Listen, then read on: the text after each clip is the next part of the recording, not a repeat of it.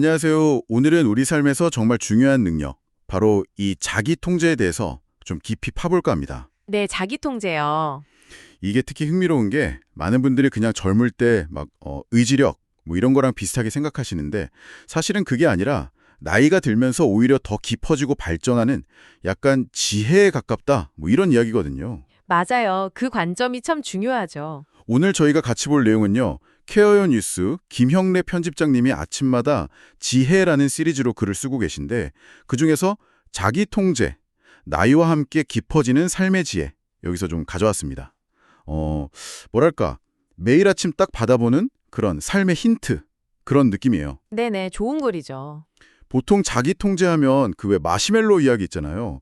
그것처럼 그냥 눈앞에 있는 거 먹고 싶은데 참고 뭐 그런 의지력 이렇게 딱 떠올리기 쉬운데 그죠, 많이들 그렇게 생각하시죠. 근데 이 글을 보니까 이게 전부가 아니구나. 그냥 단순히 참는 거, 인내심 이걸 넘어서서 미리 준비하고 또 마음가짐을 좀 바꾸고 심지어는 그 유혹 자체를 다르게 해석하는 능력까지 이걸 다 포함하는 훨씬 더 정교하고 여러 겹의 어떤 삶의 기술이다. 이런 얘기를 하더라고요. 네, 아주 가층적인 개념으로 봐야죠. 어쩌면 당신도 옛날만큼 의욕이 안 나네 라거나 좀 예전 같지 않아 이렇게 느끼실 때가 있을지 모르겠어요. 그죠? 그럴 수 있죠. 근데 오늘 저희 이야기 들으시면서 어쩌면 당신 안에 이미 있었거나 혹은 뭐 경험을 통해서 더 잘 다듬을 수 있는 그런 자기 통제의 새로운 면 이런 걸 발견하실 수도 있을 겁니다. 자, 그럼 같이 한번 들어가 볼까요? 자, 그럼 먼저 이 자기 통제라는 말 자체부터 다시 좀 생각해 봐야 할 것 같아요. 그냥 참는 거 이상이라고 하셨는데 그게 구체적으로 어떤 의미일까요? 뭐 젊을 때는 에이 하면 되지 뭐 이런 정신력으로 확 밀어붙이는 경우도 많지만 살면서 겪는 문제들은 꼭 그런다고 해결되는 건 아니잖아요. 그렇습니다. 그러니까 예전에는 그 심리학 연구 초기에는 더 크고 나중에 오는 보상을 위해서 지금 당장의 만족을 미루는 능력, 뭐 이 정도로 자기 통제를 보기도 했어요.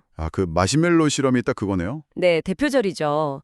근데 그건 자기 통제의 정말 일부에 불과하다는 거예요.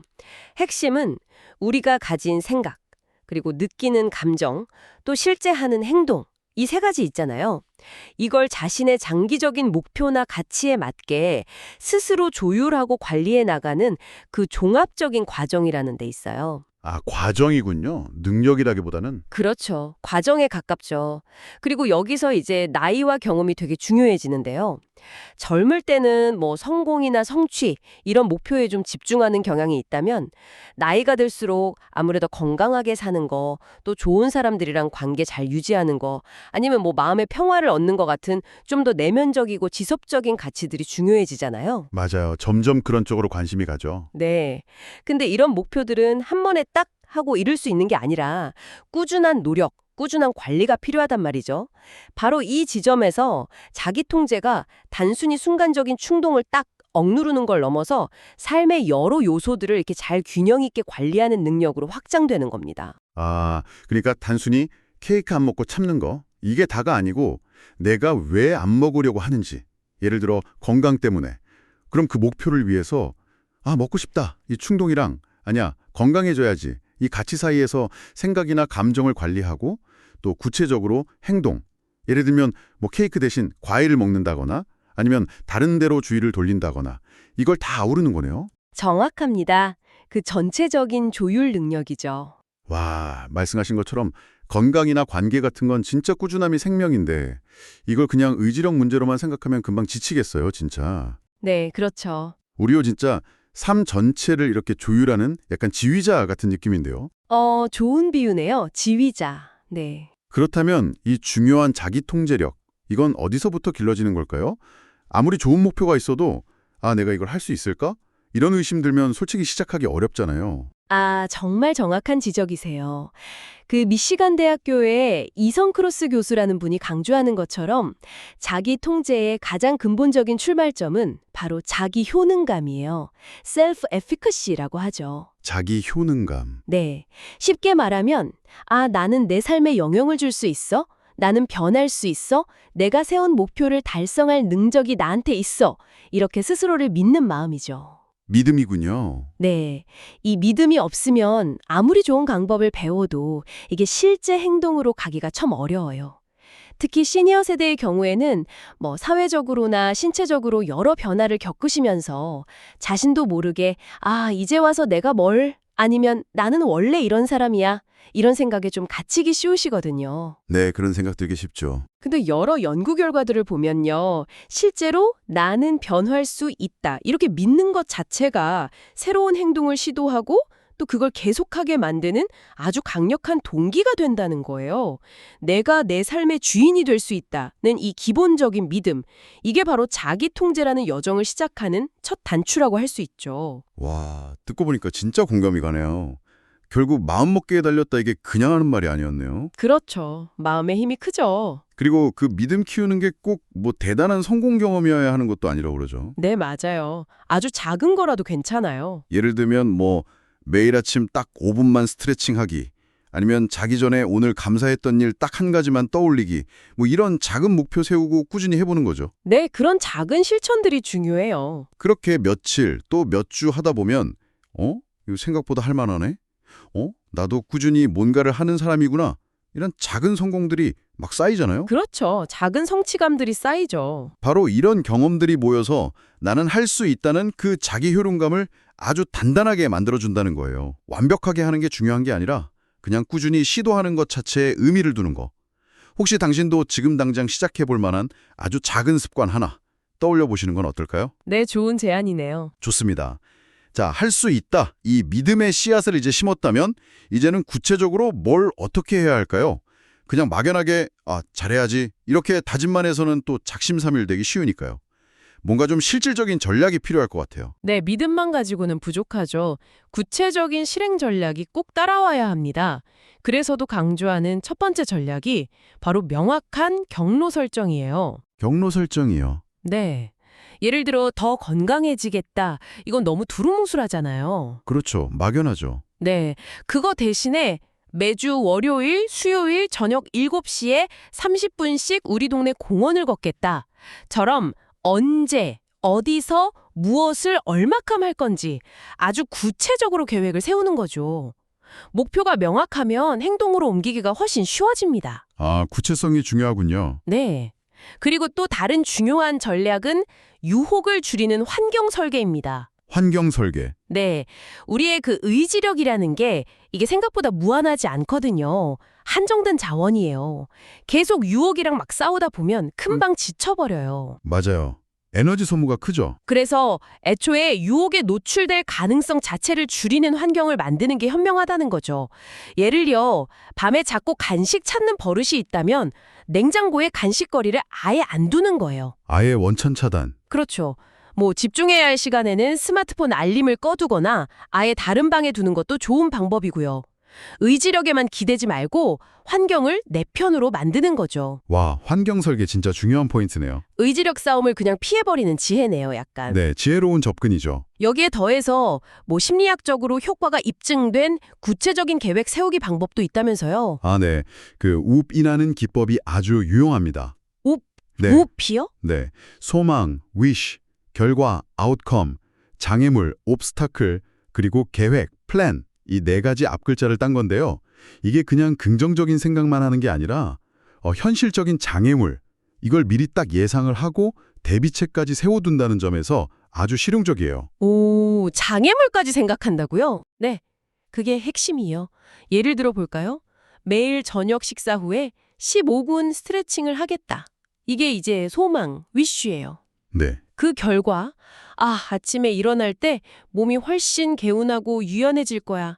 이렇게 긍정적인 결과, 아웃컴을 상상해보는 거죠. 좋네요. 근데 현실적인 어려움도 있겠죠. 분명히 저녁 먹고 나면 피곤하고 귀찮아서 그냥 소파에 눕고 싶을 거야. 이게 예상되는 장애물, obstacle이죠. 이걸 미리 딱 파악하는 게 중요해요. 미리 알아채는 거. 네. 그리고 마지막으로 그 장애물에 대한 구체적인 대응 계획, 플랜을 세우는 겁니다. 만약 저녁 먹고 피곤해서 눕고 싶다면 장애물, 그러면 딱 5분만이라도 매트에 눕는 것부터 시작하자. 그리고 나서 TV를 보자. 이런 식으로 만약 뭐뭐 하면 뭐뭐 하겠다. 식의 구체적인 계획을 세워두는 거예요. 와, if then plan이네요. 그렇죠. 이렇게 해두면 실제 그 상황이 딱 닥쳤을 때 당황하지 않고 계획대로 행동할 가능성이 훨씬 높아지는 거죠. 자기 통제가 더 이상 막연한 의지력 테스트가 아니라 예측하고 대비하는 어떤 구체적인 기술이 되는 거예요. 와, WOOP 기법. 이거 진짜 실용적인데요. 그냥 해야지 이게 아니라 장애물까지 예상하고 그럴 땐 이렇게 해야지까지 미리 딱 정해두는 거군요. 이야, 이건 진짜 당장 써먹어 볼 수 있겠어요. 네, 한번 활용해 보세요. 효과적일 겁니다. 그런데 또 하나, 아까 자기통제가 단순히 충동을 억누르는 게 아니라는 이야기도 있었어요. 생각을 바꾸는 기술이랑 관련이 있다고요? 네, 맞아요. 바로 인지적 재구성이라는 개념인데요. 인지적 재구성. 좀 어렵게 들리는데요? 쉽게 말하면요. 자기 통제가 그냥 욕구를 힘으로 꽉 누르는 과정이 아니라 그 욕구나 상황을 바라보는 우리 생각 자체를 바꾸는 거예요. 그래서 감정의 강도를 조절하는 일종의 마음 다루기 기술인 거죠. 아, 생각을 바꿔서 감정을 조절한다. 네. 예를 들어서 다이어트 중에 친구가 막 달콤한 케이크를 권해요. 그때 저걸 못 먹다니 너무 괴로워. 인생에 낙이 없어. 이렇게 생각하면 유혹 참기가 훨씬 힘들어지겠죠. 네, 더 먹고 싶어지죠. 근데 대신에 이 케이크를 거절하는 건 내 건강 목표를 향한 한 걸음이야. 지금 잠깐의 즐거움보다는 장기적인 건강이 나한테 더 중요해. 라고 그 상황의 의미를 다시 해석하는 거예요. 재해석. 아, 의미를 바꾸는 거군요. 네. 혹은 저 케이크는 그냥 설탕이랑 지방 덩어리일 뿐이야. 이렇게 좀 객관적으로 거리를 둘 수도 있고요. 이렇게 생각의 틀을 바꾸면 똑같은 유혹인데도 느껴지는 감정의 강도나 종류가 달라져요. 그래서 결과적으로 충동적인 행동을 조절하기가 훨씬 수월해지는 거죠. 와, 싸워서 이기는 게 아니라 관점을 바꿔서 싸울 필요 자체를 줄이는 거네요. 이것도 지혜인데요? 그렇죠. 지혜로운 방법이죠. 생각의 틀을 바꾼다. 이거는 정말 나이가 들면서 더 유용하게 쓸 수 있는 기술 같다는 생각이 드네요. 네, 그럴 수 있습니다. 살다 보면 원치 않는 변화나 상실 같은 거 겪을 때 많잖아요. 은퇴라든지 아니면 건강 문제, 관계 변화 같은 것들이요. 그렇죠. 피할 수 없는 부분들이 있죠. 근데 이런 상황 자체를 바꿀 순 없지만 그걸 그냥 끝이다, 상실이다 이렇게만 볼 거냐 아니면 이게 새로운 시작의 기회일 수도 있겠다. 혹은 내 삶을 다시 한번 정비할 시간이구나 이렇게 볼 거냐는 우리가 선택할 수 있는 거잖아요. 맞습니다. 해석의 여지가 있죠. 이런 인지적 재구성이야말로 진짜 경험 많은 시니어분들이 발휘할 수 있는 진정한 지혜가 아닐까 그런 생각이 드네요. 다시는 어떠신가요? 혹시 좀 어려운 상황을 긍정적인 기회로 다시 해석했던 그런 경험이 있으신가요? 어쩌면 이미 산속에서 이 기술을 자연스럽게 쓰고 계셨을지도 모르겠어요. 네, 돌아보면 그런 순간들이 있을 겁니다. 오늘 이야기를 쭉 듣다 보니까 이 자기통제에 대한 생각이 정말 많이 바뀌는 것 같아요. 처음에는 그냥 젊은 시절에 막 강한 의지력 이런 걸 상상했는데 그게 아니라 오히려 나이가 들으면서 더 깊어지고 능숙해지는 어떤 삶의 기술이자 지혜다. 이런 관점이 정말 새롭게 다가옵니다. 네, 바로 그 점이 이 글의 핵심 메시지라고 할 수 있습니다. 젊을 때는 목표를 향해서 그냥 직선적으로 막 돌진하는 그런 힘이 강했다면 나이가 들면서는 삶의 여러 다양한 영역들 있잖아요. 건강, 관계, 일, 여가, 내면 성장 이런 것들 사이에서 균형을 잡고 또 무엇이 정말 중요하고 가치 있는지를 경험을 통해 알게 되면서 자연스럽게 우선순위를 정하고 좀 더 장기적인 관점에서 더 나은 선택을 하는 능력, 이게 발달한다는 거죠. 아, 균형 감각이네요. 네, 이건 단순히 충동 참는 힘하고는 좀 차원이 다른 지혜인 거죠. 그리고 또 중요한 건 자기 통제가 완벽주의를 요구하는 게 아니라는 점이에요. 아, 완벽하지 않아도 된다. 네, 계획대로 못하는 날도 있고 유혹에 넘어갈 때도 분명히 있어요. 사람이니까요. 중요한 건 한두 번 실패했다고 해서 난 안 돼 하고 좌절하는 게 아니라 이번엔 이랬네? 그럼 다음엔 어떻게 해볼까? 하고 다시 시도하는 그 유연성, 그리고 회복 탄력성입니다. 회복 탄력성. 네, 작은 성공들을 꾸준히 쌓아나가면서 자신감을 키우고 실패는 그냥 배움의 기회를 삼는 거죠. 그 과정 자체가 중요해요. 이것이야말로 또 오랜 경험을 통해 얻을 수 있는 또 다른 지혜라고 할 수 있겠죠. 그렇군요. 실패해도 괜찮다는 거, 또 다시 시작할 수 있다는 거.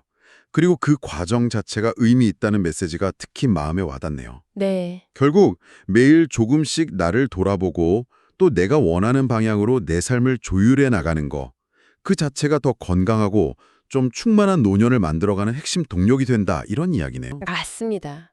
주체적인 삶을 살아가는 거죠. 자, 오늘 우리는 이 자기 통제라는 것이 단순히 타고난 의지력의 문제가 아니라 나는 할 수 있다는 믿음을 바탕으로 해서 구체적인 계획을 세우고 또 현명하게 환경을 만들고 상황을 긍정적으로 재해석하는 그런 마음의 기술을 통해서 얼마든지 배우고 발전시킬 수 있는 능력이라는 걸 확인했습니다. 네, 그렇죠. 이걸 통해서 우리는 순간의 욕망에 막 휘둘리지 않고 장기적으로 우리 삶에 더 큰 만족과 의미를 가져다 줄 그런 선택을 해나갈 힘을 얻게 되는 거고요. 네, 맞습니다. 특히 인생의 후반기를 맞이하고 계시거나 아니면 삶의 어떤 전환점에 서 계신 분들께 꼭 말씀드리고 싶어요. 자기 통제는요, 너무 늦었어, 이런 건 없습니다. 아, 정말요? 네, 지금 여기에서 바로 시작할 수 있는 평생의 훈련과 같아요. 과거에 어떠했든 그건 중요하지 않습니다. 오늘 당신이 내딛는 아주 작은 한 걸음이 분명히 내일의 당신에게 긍정적인 변화를 가져다 줄 겁니다. 완벽하지 않아도 괜찮으니까요. 꾸준히, 그리고 무엇보다 자기 자신을 좀 다독여 가면서 긍정적인 마음으로 나아가시길 응원합니다. 와, 정말 힘이 되는 말씀이네요. 오늘 이야기가 당신의 삶에 작은 영감이 되었기를 바랍니다. 마지막으로요, 당신에게 스스로 질문 하나를 던져보면서 마무리할까 해요. 네. 자기 통제가 당신의 깊은 가치와 실제 행동을 연결하는 다리 같은 거라고 한다면 오늘 우리가 이야기 나눈 여러 전략들이 있었잖아요. 뭐 구체적인 계획 세우기, 언제 어디서 뭘 할지, 아니면 유혹 환경 바꾸기, 또 그 웁 기법, 소망, 결과, 장애물 계획, 생각 재구성하기 같은 거요. 이 중에서 딱 하나만 골라서 당신이 소중하게 생각하는 가치, 뭐 건강이든 관계든 배움이든 평화든 다 좋고요. 와 연결된 아주 작은 행동 하나를 오늘 당장 계획하고 실천해보는 것은 어떨까요? 당신의 삶에서 오늘 바로 시작할 수 있는 의미 있는 변화, 잠시 눈을 감고 한번 떠올려보는 시간을 가져보시면 좋겠습니다.